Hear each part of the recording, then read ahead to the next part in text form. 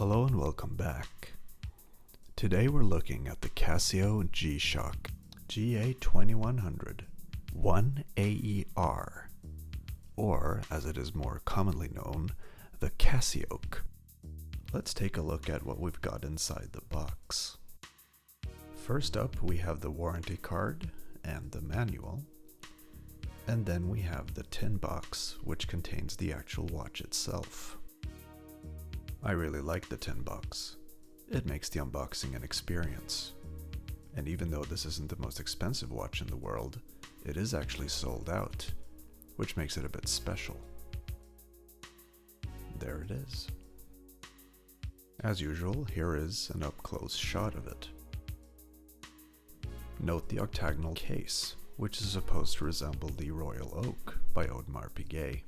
There seems to be a bit of a hype now over Gerald Genta-inspired watches, and this is no exception. The strap isn't very exciting, to be honest. It's the standard Casio rubber. But as usual, it is very comfortable. This model that I chose is the black one with the white hands and indices. There are, however, several variations, like camo, or completely black, or even white, pink, and purple.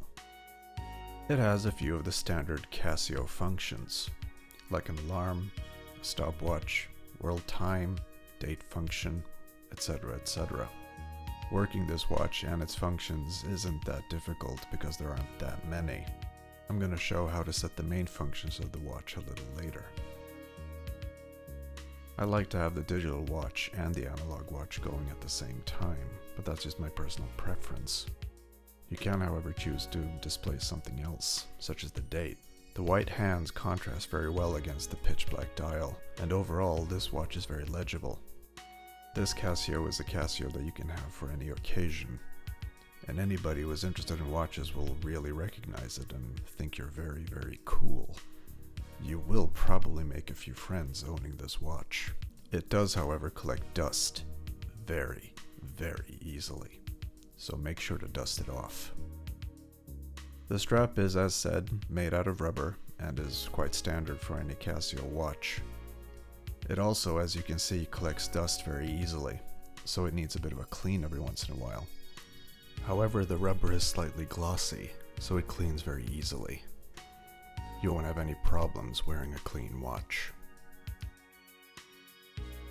This rubber is very, very comfortable, so it makes for an overall very ergonomic and comfortable watch to wear.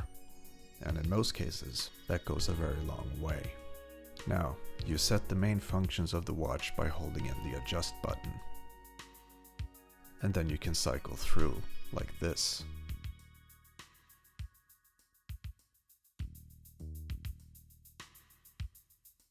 When you get to a setting you need to change, you change it with this button here, or that button there, increasing or decreasing the value. Here we're cycling through all of the main functions.